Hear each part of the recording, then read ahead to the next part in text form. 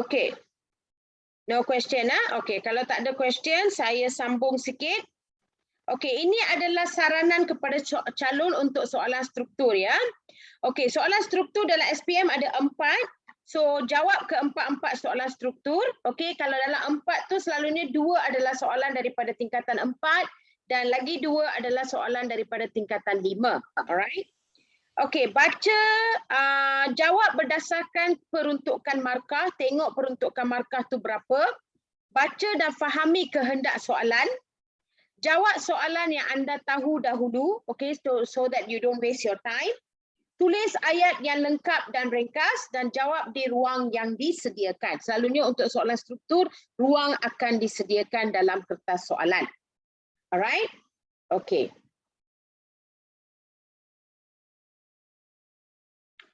Alright.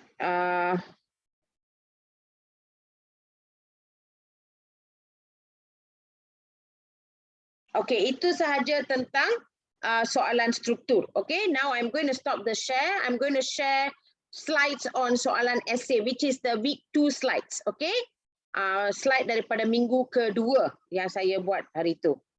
Okay, sekejap.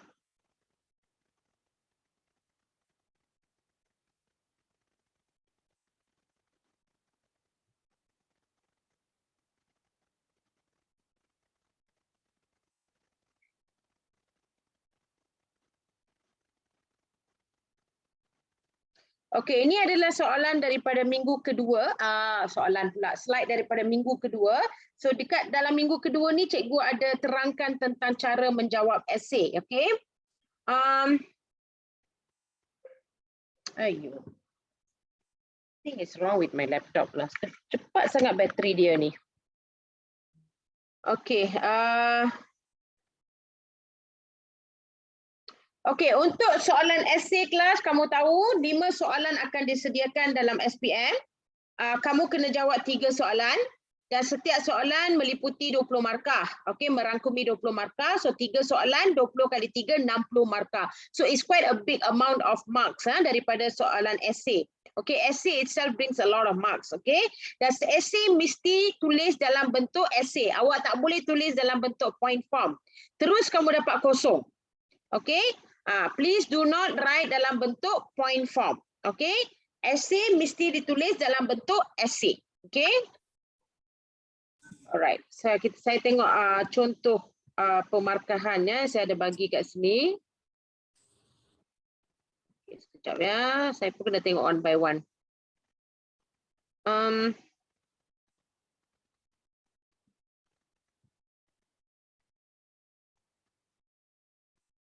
Okay. Alright. Kalau kamu tengok skema pemarkahan macam kawan kita Chong tadi ya, yang tanya tentang adakah isi sahaja cukup. Okay, this is what I was saying just now. Katalah soalan itu menyatakan apakah, nyatakan, senaraikan, berikan, that kind of question. Soalan sebegini perlukan jawapan fakta. Okay, kalau kamu bagi isi sahaja pun cukup, tetapi kena tengok markah dia. Katalah soalan tu ada 8 markah. Okey, kalau kamu ada cukup 8 isi, kamu boleh bagi 8 isi. Okey, tapi kalau kamu rasa kamu tak cukup 8 isi, kamu dah lupa lah. Okey, cuba dalam 2-3 isi je kamu remember. No worries, you can still write, then tambahkan dengan huraian dan contoh. Alright, so selalunya soalan-soalan yang menggunakan kata tugas seperti apakah, nyatakan, senaraikan, berikan, ini semua kebanyakannya selalunya mereka membolehkan isi sahaja. Okey, tapi jangan lupa start dengan kata tugas, gunakan penanda wacana dan ayat mesti lengkap. Okey, ayat mesti lengkap. Okey. Contoh yang cikgu bagi the last time ialah, ini adalah satu contoh soalan esei yang menggunakan kata tugas apakah. Okey. Apakah usaha-usaha yang digunakan oleh kerajaan untuk memartabatkan bahasa Melayu sebagai bahasa kebangsaan? Apakah usaha-usaha yang digunakan oleh kerajaan untuk memartabatkan bahasa Melayu sebagai bahasa kebangsaan? 4 markah. Okey. So kalau soalan di sini kalau kamu tengok, dia punya kata tugas yang digunakan ialah apakah. Okey, apakah? So kalau apakah, you have a choice. Kamu boleh bagi isi sahaja atau kamu juga boleh bagi huraian dan contoh. Okey. Okay, I see. Oh, my screen freeze. Okay. Sorry. Let me stop share again. Okay, I share balik ya. Okay, now can you see?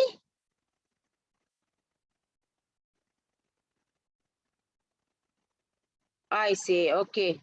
Sorry ya, saya tak tahu tadi. Okay, tak apa. Saya ulang balik ya. That the previous slide is this. What I was saying is kalau essay tu gunakan perkataan apakah, nyatakan, senaraikan, berikan. Kalau kamu ada isi yang cukup, tak letak huraian contoh pun tak apa. Kalau isi dia cukup. Okay. Tapi kalau awak nak letak huraian dan contoh pun tak ada masalah. Okay. So contohnya soalan ini. Apakah usaha-usaha yang digunakan oleh kerajaan untuk memartabatkan bahasa Melayu sebagai bahasa kebangsaan? Okay. So jawapan saya ialah sebegini. Okay. Usaha-usaha yang digunakan oleh kerajaan Malaysia untuk memartabatkan bahasa Melayu sebagai bahasa kebangsaan ialah pengenalan Akta Bahasa Melayu sebagai bahasa kebangsaan 1 markah. Selain itu penubuhan Universiti Kebangsaan Malaysia 2 markah, tapi saya masih bagi huraian yang telah menggunakan bahasa Melayu sebagai bahasa penghantar utama lagi 1 markah. Seterusnya pelancaran Minggu Bahasa lagi 1 markah. Di samping itu ialah pelancaran slogan bahasa jiwa bangsa lagi 1 markah. So ada 5 markah yang kamu boleh dapat daripada jawapan ini. So memandangkan skema dia hanya 4 markah, so obviously you will get markah penuh. Okay, so daripada 5 markah tu, 5 isi tu, 4 tu adalah isi sahaja, 1 huraian. Okay, now cikgu nak bagi tahu, please don't answer kalau 4 isi awak bagi, kalau 4 markah awak bagi 4 isi sahaja. Try to give more. Try to give more. Sangat-sangat digalakkan untuk para pelajar menjawab lebih daripada markah yang ditetapkan. Why? Is for your own safety. Katalah salah satu isi yang kamu berikan tu tak sesuai. Dan kamu ada backup yang boleh backup yang kesalahan tersebut. So sangat-sangat digalakkan untuk para pelajar menjawab lebih daripada skema markah yang diberikan. Again, same. Sama macam struktur tadi, gunakan kata, mesti start dengan penggunaan kata tugas. Kalau soalan dia lah apakah usaha-usaha, jawapan dia pun mesti start daripada usaha-usaha. Gunakan penanda wacana dan gunakan ayat yang lengkap. Okay, are you clear with this kind of question? Apakah, senaraikan dan sebagainya?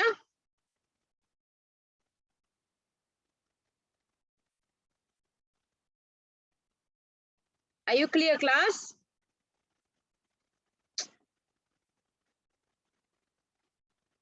Alright.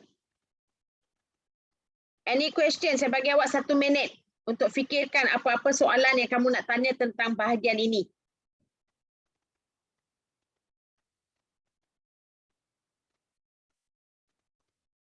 Tak ada. Okey, kalau tak ada, cikgu teruskan.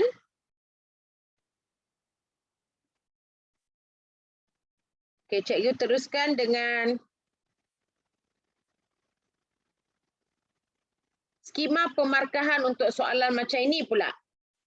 Okey, katalah soalan dia lebih kepada bentuk mengapakah, bagaimanakah, jelaskan, perihalkan, terangkan, ceritakan, huraikan, sejauh manakah. Soalan-soalan sebegini, dia memang menggalakkan para pelajar atau they will expect the students to write fakta dan huraian. Kalau boleh bagi contoh pun bagus. Okay, Amirul ada question. Let's say kalau soalan 8 markah tapi ingat 4 isi je dan kita boleh bagi huraian dan contoh, lebih boleh dapat full mark ke? Boleh, Amirul. Boleh. Okay, Amirul's question is like this. Okay, he said that if the essay question got 8 markah, okay, tapi dia ingat 4 isi sahaja. Awak, okey, 4 isi dah dapat 4 markah kalau isi tu betul lah. Tapi awak boleh tambah, okey, semua isi-isi ni dengan huraian dan contoh. Yes, boleh Amirul. Okay, Amirul, are you clear now?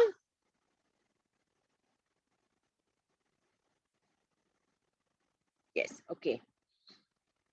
So, kamu tengok kata kunci dalam soalan tu, kalau kata kunci sebegini, try to give huraian dan contoh. Alright? Okay, contoh yang saya bagi kat sini, satu soalan di sini yang saya dah buat ni, the same question macam tadi, tapi saya tak guna apakah, saya gunakan kata kunci huraikan. Huraikan usaha-usaha yang digunakan oleh kerajaan untuk memartabatkan bahasa Melayu sebagai bahasa kebangsaan. So jawapan yang saya bagi pun semua ada huraian. In fact jawapan ini lebih daripada 4 markah. Okey, lebih daripada 4 markah saya boleh bagi kat sini. Okey, lebih daripada 4 markah. So I'm going to give you 1 minute. Boleh tak kamu sendiri mark?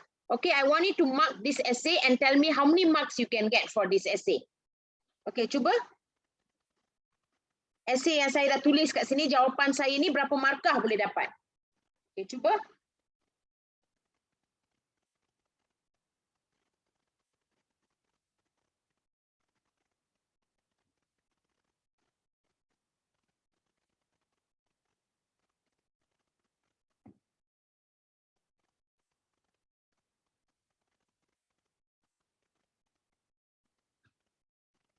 You can write in the chat area.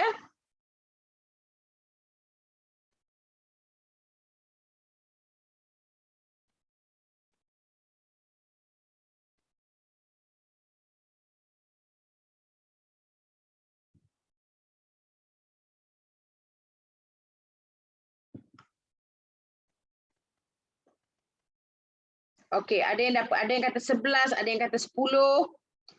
Alright, ada yang kata 10.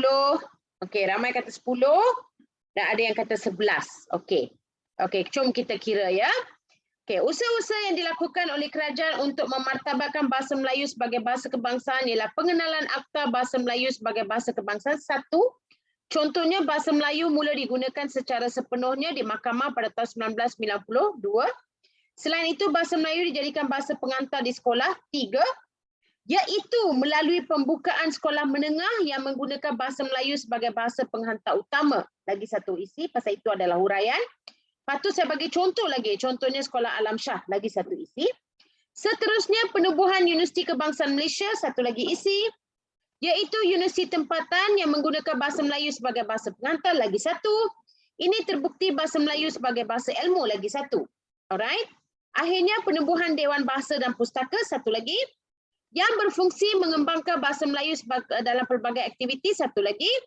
Contohnya dengan mencetak dan menerbitkan buku-buku dan risalah-risalah. So yes, it's about 11 marks. Okay, ada dalam 11 markah.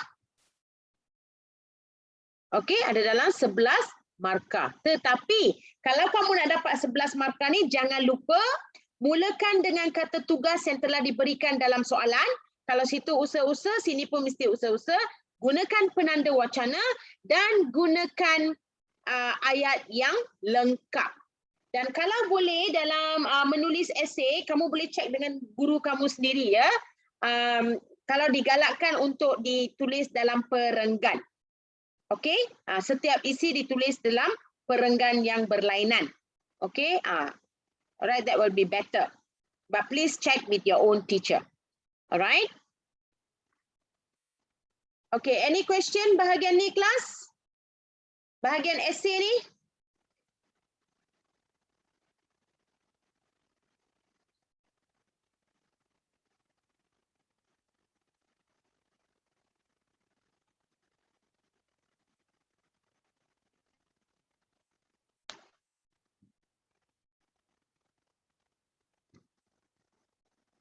Amirul, you have a question?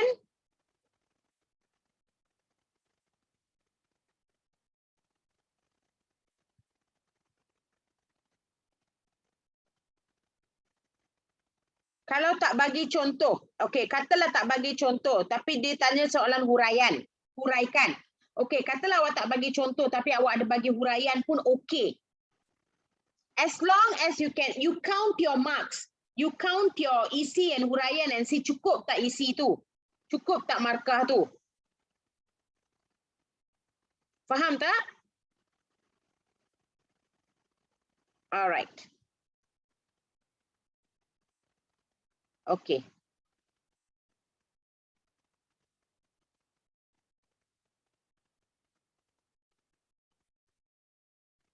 Okey, ini ada lagi satu yang cikgu bagi tahu dalam minggu kedua, teknik menjawab soalan esei yang menggunakan kata kunci sejauh manakah.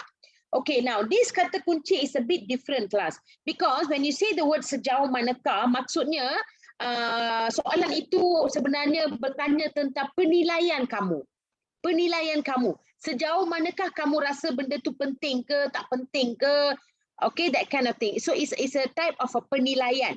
Alright, so untuk menjawab soalan sejauh manakah ni ada tips sikit. Ini sebenarnya cikgu ambil daripada salah seorang guru yang dalam buat YouTube di dalam Google ada YouTube ni. So I've also taken from there. Okay, contoh soalan dia ya. I think the soalan is here. Sekejap ya. Okay.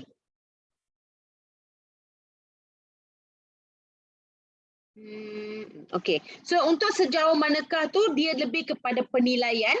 So apa yang what the teacher was trying to say is untuk soalan sejauh manakah you kena bagi ranking. Nampak tak perkataan ranking ini? Setiap fakta tu. Setiap fakta yang awak nak sebut tu awak kena bagi ranking. Adakah sangat penting, penting atau agak penting atau memang tak penting. Okay, so when you give the ranking, itu menunjukkan penilaian kamu. Okay, I think I have a contoh here. Alright. So ini adalah satu contoh soalan dia. Maklumat di atas adalah ciri tamadun. Okay, pertepatan kekal, bahasa dan tulisan. Dua-dua maklumat ni merupakan ciri tamadun. Now, the soalan is, sejauh manakah ciri tersebut mempengaruhi perkembangan tamadun manusia? Lagi sekali ya. Sejauh manakah ciri tersebut mempengaruhi perkembangan tamadun manusia? So tengok cara jawapan dia. Okay, of course kena start dengan kata tugas. Bila ditanya ciri, so kamu pun start dengan ciri. Tapi pasal sini ada dua ciri kan, pertepatan kekal dan bahasa dan tulisan. So kita kena ceritakan tentang dua-dua. Ni 8 markah ya, 8 markah. So awak kena ceritakan tentang dua-dua kepentingan. Sejauh manakah? Alright, so kita start dengan pertepatan kekal. Ciri pertepatan kekal sangat penting. This is the ranking class. Sangat penting dalam mempengaruhi tamadun kerana mereka mula menetap iaitu di sekitar lembah sungai kerana terdapat sumber air. Seterusnya kawasan ini dapat berkembang menjadi sebuah bandar. So I've already stated the ranking untuk pertepatan kekal ni. Saya rasakan pertepatan kekal tu memang sangat penting. So penilaian saya, sejauh manakah penilaian saya kepada pertepatan kekal, saya rasakan pertepatan kekal tu sangat penting. This is what we call as the ranking. Alright? Now I'm going to go to bahasa dan tulisan. Selain itu, bahasa dan tulisan juga penting. Here also I give a ranking. Alright, tadi sangat penting. Lepas tu bahasa dan tulisan juga penting dalam mempengaruhi perkembangan tamadun supaya masyarakat kerana masyarakat dapat merekodkan aktiviti-aktiviti kehidupan mereka. Contohnya aktiviti ekonomi yang dijalankan. Lepas tu memang dia tak tanya pasal agama, tapi saya nak jawab. Awak boleh jawab ekstra, no worries, okay? Awak tak jawab pun tak apa, tapi awak nak bagi ekstra informasi pun boleh. Kat sini saya bagi ekstra. Di samping itu, agama dan kepercayaan juga penting agar manusia hidup dalam satu keharmonian. Alright? So untuk soalan sejauh manakah, basically try to give some ranking. Okay, ranking di sini untuk soalan ni lebih kepada kepentingan. Sangat penting, penting, agak penting dan sebagainya. Are you clear?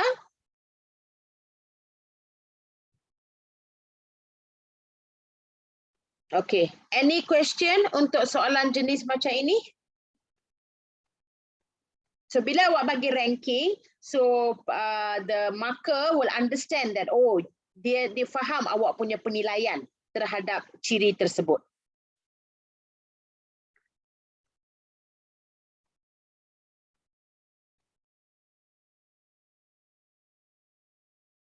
Okay, cuba fikir-fikirkan.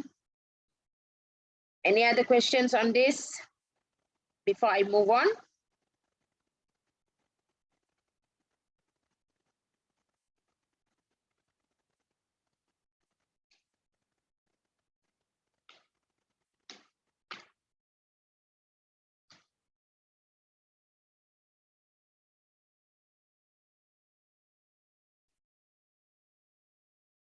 Okay, kalau tak ada, saya move on.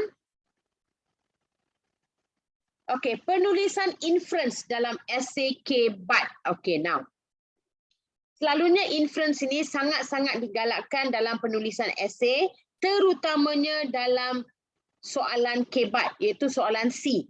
Okay, soalan C dalam esei itu iaitu soalan K-BAT, sangat-sangat digalakkan untuk menulis inference. Dan lagi satu saya nak cakap, untuk soalan K-BAT, listen carefully ya, untuk soalan K-BAT dalam esei, awak sangat digalakkan untuk menulis huraian dan contoh serta inference. Okey, bukan sangat digalakkan, harus menulis. Okey, untuk lagi sekali cikgu ulang, untuk soalan K-BAT esei, pelajar harus tulis isi huraian, kalau ada contoh bagi contoh dan tulis inference sekali. Kenapa? Kenapa? Kerana soalan K-BAT, cara pemarkahan soalan K-BAT berlainan dengan pemarkahan soalan lain. Soalan K-BAT ini cara pemarkahan dia ialah holistic. Holistic means overall. Overall. So the pemarkah have to see kematangan jawapan kamu. Okay, kematangan jawapan kamu. So oleh itu harus ada isi huraian, kalau ada contoh masukkan dan jangan lupa inference. I'm sure you all dah mahir dah kot. Macam mana nak buat inference. Okay, cikgu-cikgu sekolah pun mungkin dah ajar kan. Inference tu sebenarnya ialah kesimpulan kepada isi kamu. Okay, kesimpulan kepada isi kamu. Alright? Okay, now inference apa maksudnya ialah kesimpulan kecil ditulis selepas fakta, huraian dan contoh. Okey, antara istilah-istilah yang kamu boleh gunakan untuk menulis inference ialah oleh itu, kesimpulannya, tegasnya, tuntasnya. Samalah macam BM. Okey, BM kan dalam karangan kamu digalakkan untuk memberi satu kata tegas kan? Satu kata tegas kan digalakkan untuk memberi satu kata tegas untuk setiap isi. Maksudnya bila kamu tulis isi tu ada isi, ada huraian, ada contoh, lepas tu ayat tegas. Samalah macam sejarah. Ayat tegas tu dalam sejarah dipanggil sebagai inference. Okey? Dan selalunya soalan-soalan K-BAT ni adalah berupa ataupun inference tu ya. Inference tu adalah lebih kepada memberi iktibar atau memberi pengajaran. Dan inference ni pelajar harus fikirkan sendiri. Okay, normally is your own pendapat. Dan lagi satu, inference yang kamu tulis tu make sure ada kaitan dengan isi kamu. Jangan awak tulis isi lain, inference benda lain pula. Lepas tu pemarkah tu tak faham apa yang kamu tulis. Okay, so apa yang kamu tulis di isi, inference tu mesti ada kaitan dengan isi yang kamu tulis tersebut. Okay, atau huraian sebelumnya. Okay, are you clear with this class?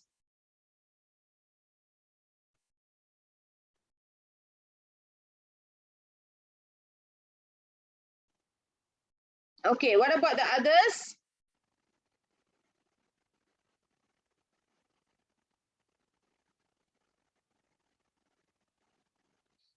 Okay, so jangan lupa ya, soalan K-BAT, cara pemarkahan ialah holistik. So the pemarkah memang hendak melihat kepada kematangan jawapan kamu. So tolong tulis isi huraian, ada contoh masukkan dan inference jangan lupa. Okay.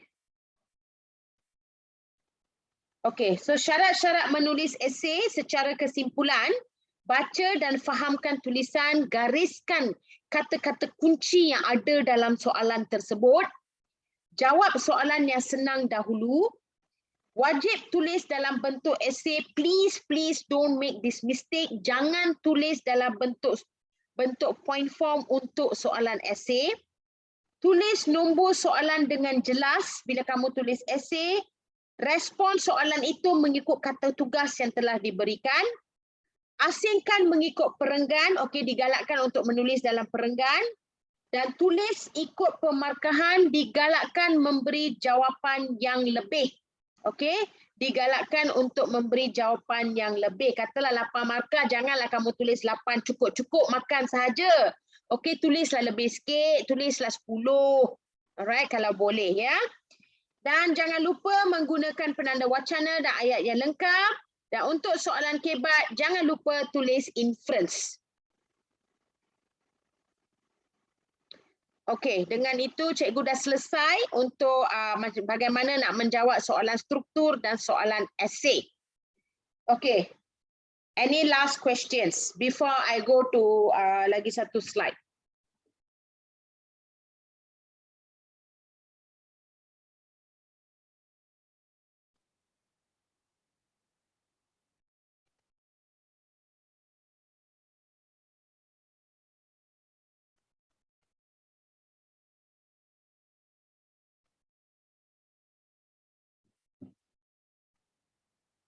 Okay, Kailing has got a question, I think. If the question is not kebat question, then still need to write inference, right? Okay, yes, you can write inference, okay? Inference memang digalakkan. Dia memberi satu, satu pengukuhan kepada penulisan kamu, digalakkan. Tapi untuk soalan kebat, dimestikan. Okay? Untuk soalan lain pun, please write, it's good. Alright. Okay, kalau that's it. Okay, I'm going to stop the share. I'm going to share something that I received yesterday from my friend. Sekejap ya.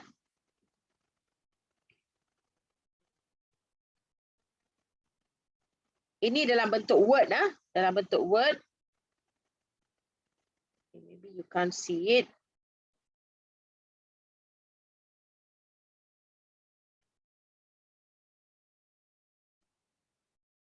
Okay, can you see it, class? Nampak ke? Okay, alright. Ini adalah panduan menjawab soalan-soalan kebat. Okay, so merujuk kepada fokus kehendak soalan murid, boleh menggunakan sifir kebat sebagai panduan mendapatkan fakta. Okay, ini dia mengikut aspek-aspek lah ya. This is something for you that you can have a look. Okay, I will just go through a little bit lah ya. Okay, dekat sini kalau kamu tengok kolom yang pertama ialah aspek soalan tersebut. Kolom kedua ialah apakah soalan itu, adakah tentang kepentingan, kebaikan, faedah atau kesan, atau adakah dia lebih kepada langkah, usaha dan sebagainya, atau adakah dia lebih kepada nilai. So normally soalan kebat ni dia pelbagai ya. Dia boleh tentang kepentingan, kebaikan dan sebagainya. Kadang-kadang dia akan masuk usaha, langkah-langkah, dan kadang-kadang dia akan tanya nilai.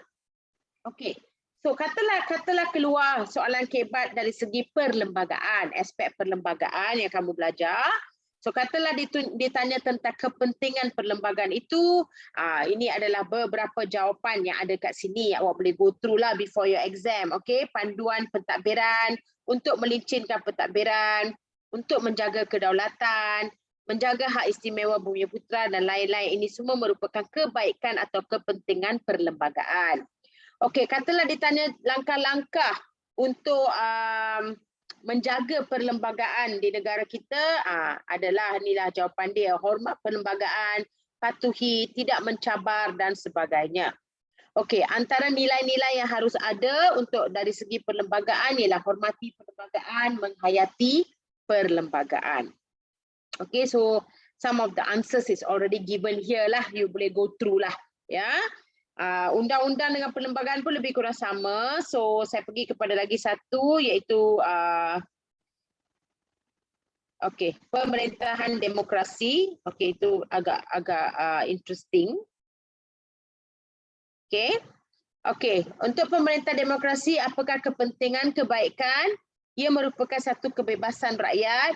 Rakyat boleh memilih pemimpin, membentuk kerajaan yang adil dan mengelakkan pemerintah yang berkesan atau mengekalkan pemerintah yang berkesan. Okey, itu adalah kebaikan. Okey, apakah langkah-langkah atau usaha-usaha untuk menjalankan pemerintah demokrasi atau mengukuhkan pemerintah demokrasi?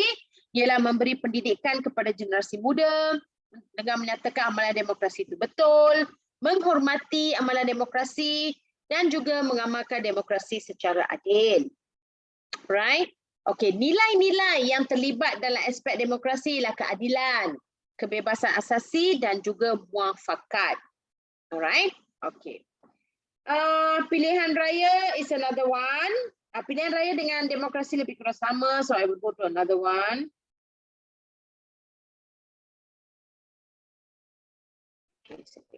Mungkin hubungan luar. Hubungan luar juga merupakan satu yang agak interesting dan penting ya.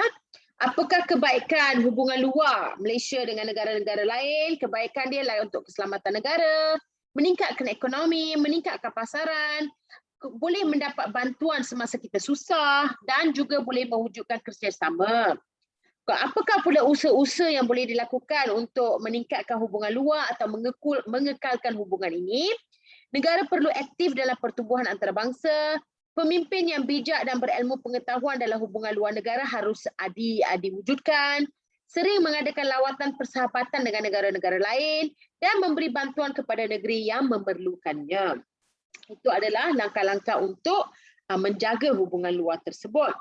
Okey, apakah pula nilai-nilai yang ada kaitan dengan hubungan luar? Nilai semangat setia kawan, nilai muafakat dan nilai bantu-membantu. Alright? Lepas tu ada lagi satu aspek kedaulatan negara, dasar ekonomi, keselamatan, negara persekutuan, sistem beraja, pembentukan Malaysia, perpaduan, pendidikan kebangsaan, patriotik, bahasa kebangsaan. Ada banyak aspek-aspek yang ada kat sini ya. So you can go through and get some insight ataupun some idea from here. Okay. Any question untuk bahagian ni kelas? Bahagian kebat ni? Ini awak boleh bacalah sendiri. Okay, dia dah ada kebaikan dia, langkah-langkah dia dan juga dia punya nilai. Membantu tak? Adakah ini membantu untuk kamu?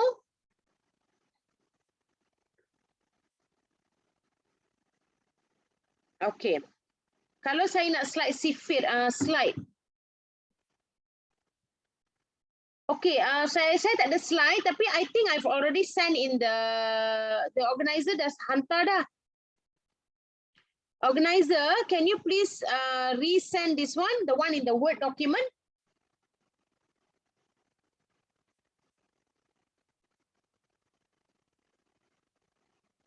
Saya dah hantar dekat organizer.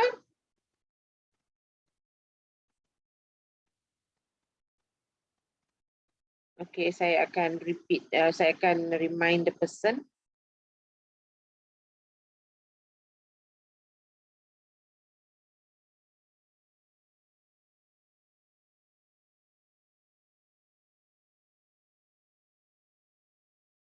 Okay. Okay, saya rasa dia dah hantar kot. Tolong check. Ada tak? Anyone have seen this in the link just now in the chat area? Ada tak?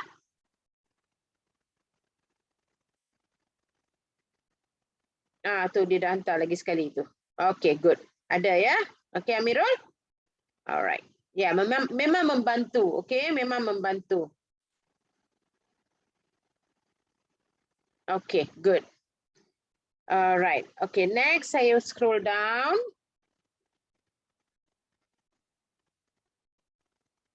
Okay, ini bahagian inference. Okay.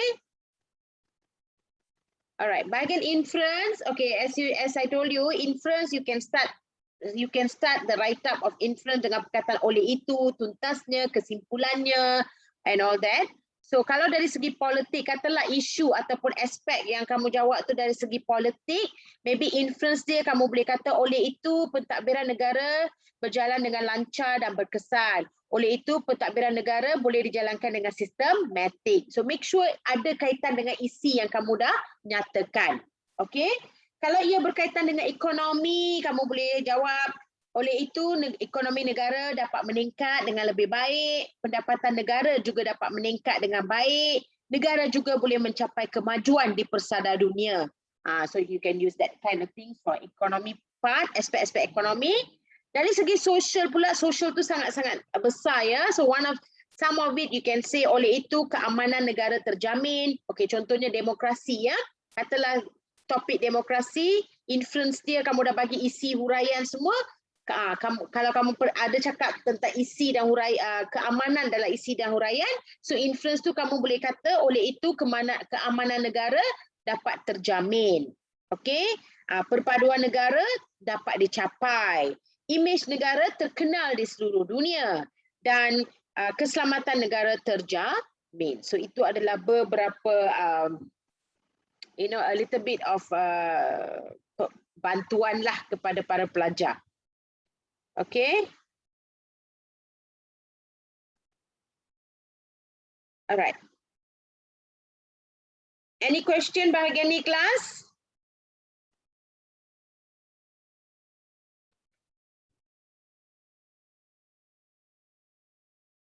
Okay. The rest all okay? So far okay?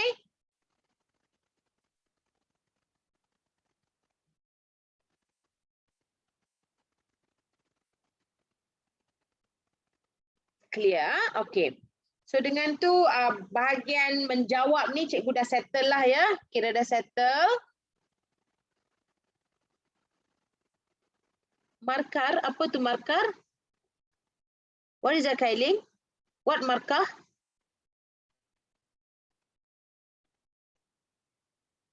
What markah you talking about? Okay, for inference, that's why I'm saying, I cannot tell you inference got how many marks. No, it doesn't work that way. Because essay untuk kebat tu orang kata apa, di markah secara holistic.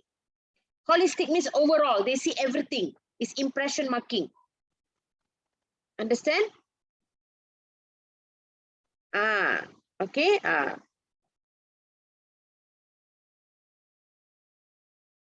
Alright. Okay, so dengan itu cikgu dah habis bahagian pemarkahan dan cara-cara untuk menjawab. Okay, saya rasa ada pelajar yang baru masuk ke? Okay, tadi. Okay, dengan tu dah habis bahagian tu. Soalan struktur, faham ya? Secara konklusi, soalan struktur, tengok soalan tu macam mana. Kalau dia ada huruf Roman, boleh jawab point form. Jawab panjang pun boleh, tapi kalau dia dalam bentuk garisan, jangan jawab point form. Kalau dalam bentuk garisan, awak harus jawab dalam konteks yang panjang, ayat yang lengkap. Okay? Alright, untuk bahagian essay pula, pun sama, tengok pada pemarkahan. Okay, selalunya bahagian essay ni dia ada huraikan, jelaskan and all that. So tolong bagi huraian kalau boleh bagi contoh dan jangan lupa inference untuk soalan kebat dan sebagainya. Okay, yes, sangat-sangat digalakkan, cikgu nak ulang balik, pelajar digalakkan untuk menulis isi yang lebih daripada pemarkahan tersebut.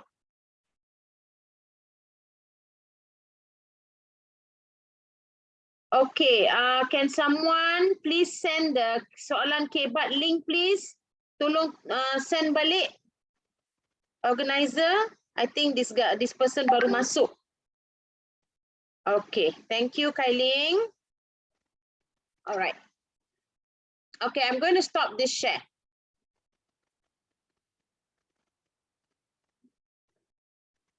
Okay class, so I hope you are fine with that. Dah belajarlah serba sedikit tentang cara-cara pemarkahan, because setakat ini cikgu pun tidak mendapat apa-apa cara pemarkahan yang terbaru ke apa ke, tak ada. So I think this is how it's going to be lah for the time being. Alright. Okay, so now kita akan masuk kepada slideshow lah, slideshow untuk minggu ni. Slideshow untuk minggu ni cikgu choose bab 10 tingkatan 5. We have about half an hour. Okay, bab 10 tingkatan 5. Okay, let's just go through that.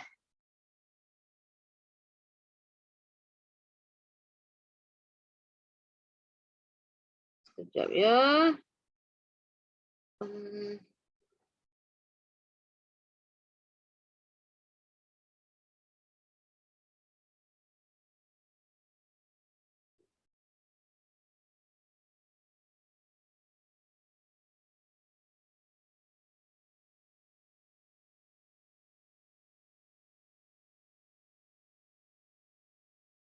Okay, can you see the slides, class?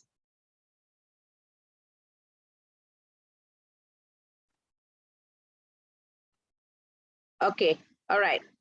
Alright, inilah bab 10, Malaysia dalam isu globalisasi contemporary, right? Okay, Malaysia dalam isu global contemporary. Malaysia tidak terkecuali daripada menghadapi pelbagai perkembangan yang berlaku pada peringkat antarabangsa. Okay, memang tak terkecuali. Sebagai sebuah negara yang mengamalkan sikap terbuka, isu pada peringkat global sama ada isu ekonomi, sosial maupun politik memang mempengaruhi perkembangan di negara kita. Sikap dan pandangan Malaysia tentang isu tersebut juga sangat dipentingkan dan boleh disuarakan. Dalam keadaan ini, kemampuan Malaysia menangani pelbagai isu dengan baik tanpa sebarang konflik menunjukkan kebijaksanaan pemimpin negara kita. Isu global ini termasuk isu ekonomi dan persempadanan. Kemampuan Malaysia menangani isu-isu ini membolehkan kedudukan Malaysia amat dihormati. Okey, antara isu-isu yang Malaysia telah turut serta dalam peringkat global ialah penyalahgunaan dadah, pertindihan sempadan, kempen anti minyak sawit, pemerdagangan orang, penyakit berjangkit. Okey, kita tengok dulu penyalahgunaan dadah. Penyalahgunaan dadah merupakan isu global yang dihadapi oleh Malaysia. Dalam hal ini, Malaysia antara negara yang mengisytiharkan perang terhadap penyalahgunaan dadah dan menjatuhkan hukuman berat kepada penagih ataupun pesalah-pesalah dadah. Okey, this is memang betul. Di Malaysia, hukuman yang dikenakan terhadap kesalahan dadah ini memang berat. Okey. Kesungguhan Malaysia memerangi bahaya penyalahgunaan dadah disuarakan dalam forum antarabangsa seperti International Drug Enforcement Conference (IDEC) yang ditubuhkan pada tahun 1983 oleh Amerika Syarikat. So Malaysia memang telah turut serta dalam konferens ini. Malaysia turut mendapatkan kerjasama daripada International Criminal Police Organisation atau kita panggil sebagai Interpol dalam usaha memerangi dadah. Kelantangan Malaysia memerangi dadah turut disuarakan dalam forum PBB, Pertubuhan Bangsa-Bangsa Bersatu, apabila Tun Dr. Mahathir, Perdana Menteri Malaysia kita pada masa itu, terpilih sebagai Ketua Jawatankuasa Anti Dadah Antarabangsa. That shows that how we are very involved. Okay, Malaysia is very involved dalam penyalahgunaan dadah. Sehingga kan Perdana Menteri kita ataupun Tun Dr. Mahathir telah dipilih sebagai Ketua Jawatankuasa Anti Dadah Antarabangsa. Okey, isu yang kedua ialah pertindihan sempadan. Malaysia turut terlibat dalam isu tuntutan sempadan dan hak milik bertindih. Tuntutan terhadap Pulau Batu Putih. Okay, this is tentang kes Pulau Batu Putih itu yang melibatkan Malaysia dengan Singapura. Lagi satu ialah tentang Pulau Sipadan dan ligitan antara Malaysia dengan Indonesia. So berlaku sedikit problem tentang sempadan pulau-pulau ini. Okay, adakah ia terletak di sempadan Malaysia atau negara yang lain? Kedua-dua tuntutan ini berjaya diselesaikan melalui keputusan yang dibuat oleh Mahkamah Antarabangsa. Pada tahun 2002, Mahkamah Antarabangsa telah memutuskan Pulau Sipadan dan Ligitan menjadi hak milik Malaysia. Alright. Pada tahun 2008, Mahkamah Antarabangsa memutuskan hak milik Pulau Batu Putih. Pulau Batu Putih itu adalah hak milik Singapura. Okey, hak milik Singapura. Pulau Batu Putih mengikut Mahkamah Antarabangsa belongs to Singapore. Isu tuntutan Kepulauan Spratly pula melibatkan China, Vietnam, Brunei dan Filipina. Isu ini masih belum selesai hingga hari ini. Okey, masih dipertikaikan. So isu-isu pertindihan sempadan ni memang quite famous ya dalam isu global. Kedudukan Kepulauan Spratly yang terletak di tengah-tengah rantau Asia Tenggara bukan sahaja penting dari segi geostrategik tetapi juga dari aspek perdagangan. So negeri-negeri seperti China, Vietnam, Brunei dan Filipina memang berebut-rebutlah untuk mendapatkan sempadan ini dan masih tidak dapat diselesaikan. Perkara ini menjadi asas perebutan. Bagi Malaysia, tuntutan terhadap Kepulauan Spratly bermula pada tahun 1979 apabila memasukkan sebahagian daripada Kepulauan Spratly ke dalam wilayah Malaysia. Kepulauan ini merangkumi pulau-pulau kecil seperti Amboina, Terumbu Ubi, Terumbu Semarang Barat dan layang-layang. Antara usaha yang dilakukan bagi menyelesaikan isu ini termasuklah membangkitkan isu Spratly dalam forum Asian China pada tahun 1995. So this is another sempadan problem, okay, yang dihadapi. Okay, this is the Kepulauan Spratly class. This is where it is. It's in the middle of Southeast Asia. Okay. Terletak di Laut Cina Selatan, seluas 500 batu bersegi, kira-kira 100 batu nautika dari pantai Borneo. So from Borneo is Sabah ya, it's about 100 miles away. Nautika, that means aras laut. Sebuah kepulauan batu karang yang mempunyai lebih 100 buah pulau kecil berbentuk batuan dan batu karang dengan 9 daripadanya bersaiz besar. So memang Spratly ini salah satu kepulauan batu karang ya. Turut dikenali sebagai terra nullius. Okey, so far tidak mempunyai pemilik. Okey, itu adalah isu kedua. Sekarang kita masuk kepada isu ketiga global yang dilibat oleh Malaysia ialah kempen anti minyak sawit. Okey, gerakan anti minyak kelapa sawit yang dilancarkan oleh negara maju secara tidak langsung telah menggugat ekonomi negara kita, especially negara-negara membangun. Okey, this negara maju dia kata minyak kelapa sawit ni tak boleh diguna. Okey, gerakan anti kepada minyak kelapa sawit. So this is going to be a very big impact on us, especially kerana kita merupakan pengeluar minyak kelapa sawit yang terbesar juga di dunia. So isu ini terpaksa dihadapi oleh negara pengeluar minyak sawit seperti Malaysia dan Indonesia. Minyak sawit menjadi pesaing utama kepada minyak kacang soya hingga menyebabkan kempen anti minyak sawit dilancarkan oleh pengeluar soya bean, iaitu Amerika. Amerika biasalah. Apa yang diorang keluarkan, diorang nak pasarkan. Okay, apa yang orang lain keluarkan, diorang tak nak beli. You know, biasalah diorang. Okay, so that is the reason, that's why there was an issue on this campaign anti-minyak because Amerika hendak memasarkan minyak soya. Alright? So, gerakan anti-minyak sawit dilaksanakan oleh pengeluar minyak kacang soya iaitu ASA dan pihak NGO iaitu pencinta alam di Eropah. So bagi ASA, minyak sawit menjejaskan penjualan minyak kacang soya. Bagi NGO pencinta alam pula, penanaman kelapa sawit dikatakan sebagai punca pencemaran alam sekitar, kemusnahan hutan dan habitat haiwan liar. So untuk pencinta alam ni dia kata, bila kita tanam kelapa sawit ni sebenarnya kita mencemarkan alam. Lepas tu kita ada banyak habitat haiwan liar kerana kelapa sawit ni, ladang kelapa sawit dia ada banyak tikus, banyak ular dan sebagainya. So itu semua membawa masalah kata orang-orang Eropah dan orang Amerika Syarikat. Keadaan ini menyebabkan berlaku bantahan dan sekatan terhadap minyak kelapa sawit. So Malaysia terganggu dengan masalah ini. So Malaysia menangani isu ini melalui pertubuhan Roundtable on Sustainable Palm Oil. kempen secara berterusan serta mendapatkan skim pensijilan Malaysian Sustainable Palm Oil sejak tahun 2019. Kita telah turut serta dalam untuk menghentikan kempen anti minyak sawit ini.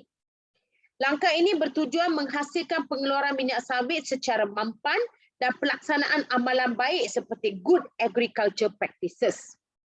Tindakan Malaysia secara berhemah dalam menangani isu kempen anti minyak sawit ini telah mengelakkan sebarang konflik dengan negara lain. So Malaysia actually has stood by this problem very professionally, okay, very professionally. So untuk mengelakkan masalah-masalah yang boleh timbul, okay. Okay, setakat tu anda faham ke? Any questions setakat tiga isu global?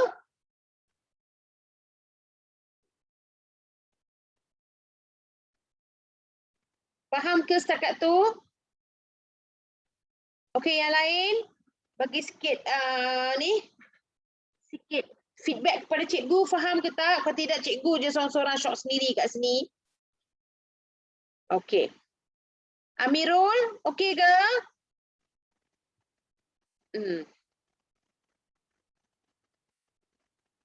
Okay, good. Alright, good. Okay, so kita sambung dengan isu global yang keempat, iaitu pemerdagangan orang, human trafficking, ya, pemerdagangan orang. Pemerdagangan orang merupakan jenayah terancang. Aktiviti ini dijalankan tanpa mengenal bangsa, kulit, keturunan, warna kulit, semua dia tak kisah. Pemerdagangan orang juga merupakan ancaman terhadap hak asasi manusia dan keselamatan negara. Malaysia tidak terkecuali daripada berhadapan dengan isu ini. Perkembangan ekonomi dan kemakmuran Malaysia menarik kehadiran warga asing. Terdapat warga asing yang masuk ke Malaysia melalui sindiket pemerdagangan orang. Sepatutnya warga asing masuk ke Malaysia dalam cara yang betul. Tetapi ada sindiket-sindiket haram yang membawa warga asing ini tanpa permit masuk ke dalam negara kita. Kedudukan Malaysia yang strategik di Asia Tenggara menjadi tarikan kepada benda-benda macam ini, ya. Okey, apa maksud sindiket? Sindiket means ialah satu kumpulan orang yang membuat perkara yang tak baik lah. Okey? Membuat perkara yang dilarang oleh undang-undang.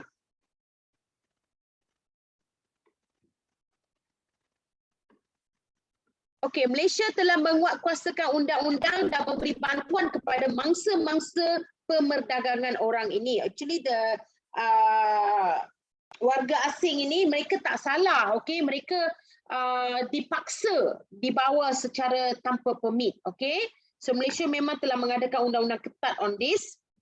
Undang-undang dikuatkuasakan menerusi Konvensyen PBB Pertubuhan Bangsa-Bangsa Bersatu mengenai hak kanak-kanak 1989 dan Protokol PBB untuk mencegah, menyekat dan menghukum pesalah. Okey, menghukum pesalah pemerdagangan orang. Malaysia menubuhkan Council for Anti-Trafficking in Persons and Anti-Smuggling of Migrants. Alright, this is telah MAPO, MAPO in Melayu, Majlis Anti Pemerdagangan Orang dan Anti Penyeludupan Migran. Okay, ini adalah dalam bahasa Melayu and there's now one is in bahasa Inggeris. Okay, Malaysia telah mentubuhkan council ini pada tahun 2008 dan menguatkuasakan Anti-Trafficking in Person and Anti-Smuggling of Migrant Act 2007 dan NTIPSOM 2007. Akta-akta ini semua telah ditubuhkan oleh Malaysia. Malaysia juga mewujudkan pelan tindakan kebangsaan anti pemerdagangan orang pada tahun 2010 hingga 2015, menjalankan rundingan dengan negara luar, penguatkuasaan, pendakwaan dan juga perlindungan daripada isu ini. Okey, itu adalah isu pemerdagangan orang. Okay, are you clear? So memang our country, kerana Malaysia ni terletak di satu kawasan strategik, ya. That's why Malaysia menjadi satu tempat untuk orang-orang yang tak baik ni, sindiket-sindiket negatif ini okey, mereka menggunakan Malaysia sebagai satu hub, okey, untuk memperdagangkan orang. Okey, disebabkan kemungkinan besar kerana kedudukan kita yang strategik. Tapi walau bagaimanapun, Malaysia telah mengadakan pelbagai jenis undang-undang dan menguatkuasakan undang-undang untuk menyekat masalah ini, ya. Okey, isu yang kelima ialah penyakit berjangkit. Penyakit berjangkit merupakan fenomena yang wujud dalam masyarakat di seluruh dunia. Contohnya AIDS, okey, sindrom kurang daya tahan melawan penyakit, atau in English is acquired immune deficiency syndrome. Penyakit ini dikesan di Malaysia pada tahun 1986 sehingga tahun 2014 sejumlah 100,000 kes dilaporkan dengan lebih 16,000 kematian akibat AIDS ini. Penyakit ini merebak disebabkan oleh gaya hidup yang tidak sihat dan juga penyalahgunaan dadah. Okay, sejak tahun 2011, Malaysia mendukung hasrat PBB untuk menjadikan dunia bebas daripada AIDS pada tahun 2030 melalui pelaksanaan National Strategic Plan for Ending AIDS. Alright? Semua pelan-pelan ini telah ditubuhkan di Malaysia. Malaysia turut menyambut Hari AIDS Sedunia yang diadakan setiap tahun pada 1 Disember. Okay. Any question, class? Itu adalah kelima-lima isu global yang orang kata apa, yang dicampur tangan oleh Malaysia. Malaysia telah melibatkan diri, okey, dalam isu-isu global tersebut. Yes, COVID-19 ini yang terbarulah, okey. Pasal your textbook dibuat sebelum COVID-19. So dia ceritakan tentang AIDS. Of course, COVID-19 is also one of the penyakit berjangkit, okay, yang melibatkan diri. Okay, Malaysia kemungkinan in future there will be a lot of persatuan ataupun pelaksanaan yang dibuat, strategic plan yang dibuat.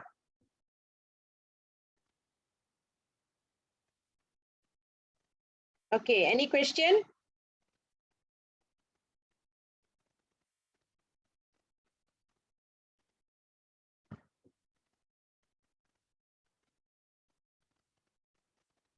Okay, good. Kalau tak ada,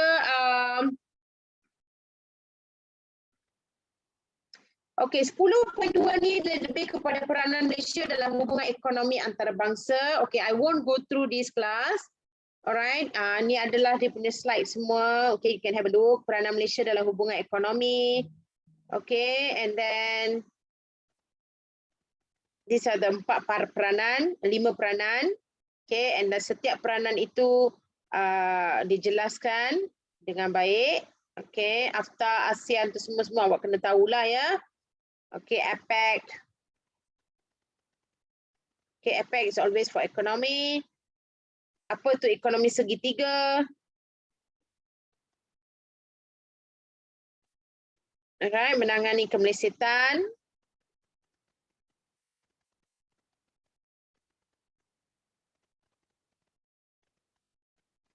Okay, sistem kewangan Islam.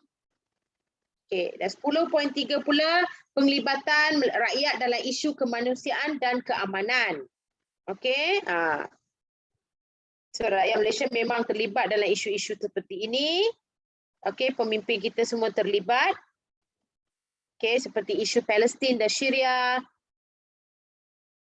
Okay, is something, isu-isu Palestin is one of it, isu Syria. Tsunami, okay, tsunami 2004 dulu, okay, itu juga melibatkan pemimpin-pemimpin di negara kita. Tsunami di Aceh dan Sri Lanka. Okay, apa itu isu Palestin? Please read up.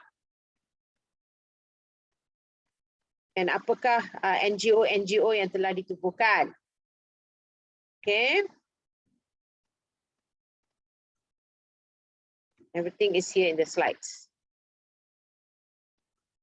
Even wanita pun turut memerangi isu Palestin ini.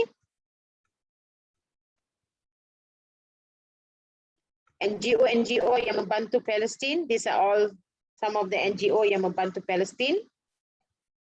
Okay,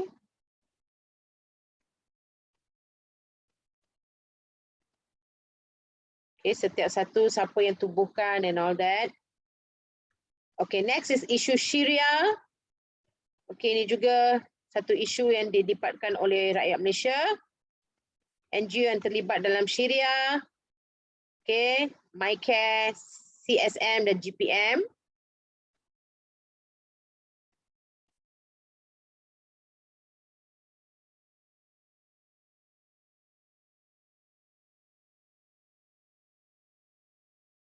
Okay, all this.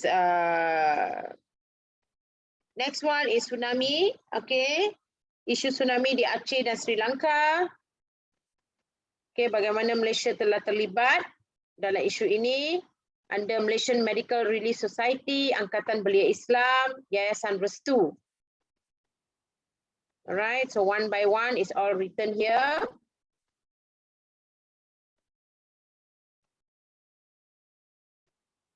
Alright, dan 10.4 ialah usaha mengekalkan kelestarian global. Apakah usaha-usaha yang dibuat untuk mewujudkan kelestarian, iaitu keamanan.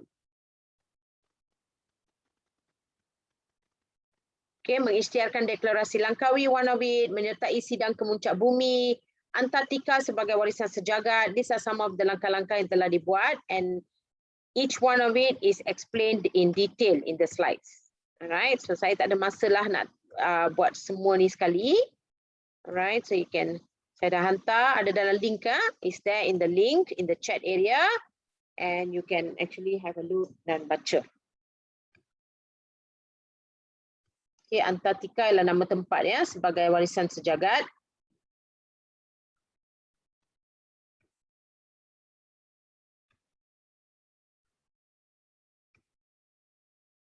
And finally, wawasan Malaysia menuju masa depan.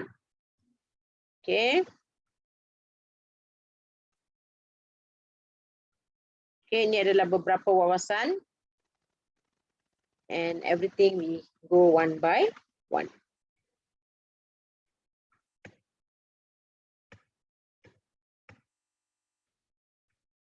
Okay.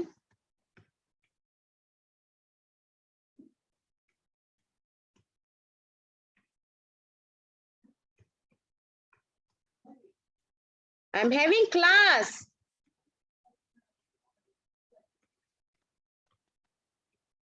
Sorry, my father will 100 times call me.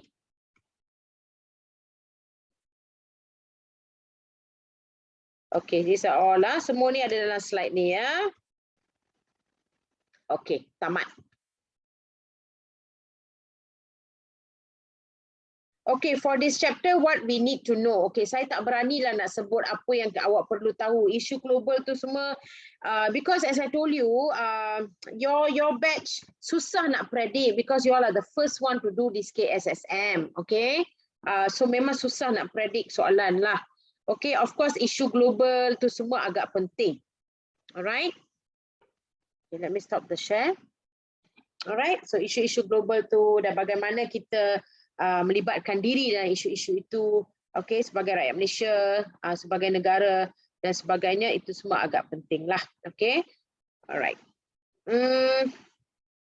Okay, what's the time? Okay. Okay, class, kita, teacher, do you know any famous soalan essay for SPM trials? No, I don't have any clue for that. Sorry. Okay. No clue on the soalan famous. Bab-bab yang dulu famous masa KBSM tu semua saya dah bagi tahu dulu ya. Like the Malayan Union is very famous, Persekutuan Tanah Melayu. Okay, pilihan raya. What do you call that? All that are famous babs, right? Tamadun sikit, and then also on the globalization. Commonwealth, that kind of things and all that. Memang all was even pembentukan Malaysia used to be a very famous topic. Okay, don't panic. Okay, don't panic. Okay, don't panic because yeah, just do your best. All right, do your best. Okay. Okay, is there any other questions, class? Kita ada lagi 4 minit. Yes, this is the last week. This is the final week. Dan cikgu nak ambil peluang ini untuk minta maaf jika ada apa-apa kesalahan ke apa-apa, cikgu minta maaf. And then I'm wishing you the best. Okay, hopefully you will do well in your trial and also in the actual SPM. Okay, so yes, I wish you all the best. Okay, I wish you all the best.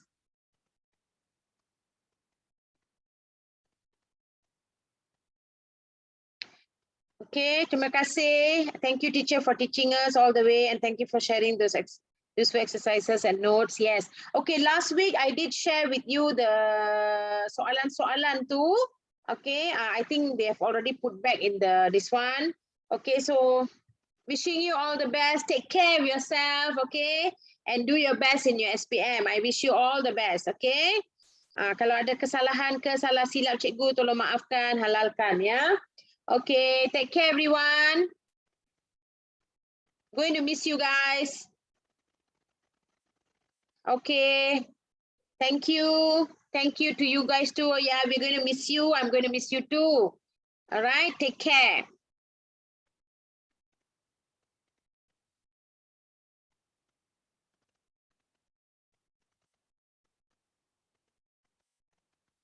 Okay, bye, bye. Bye, everybody.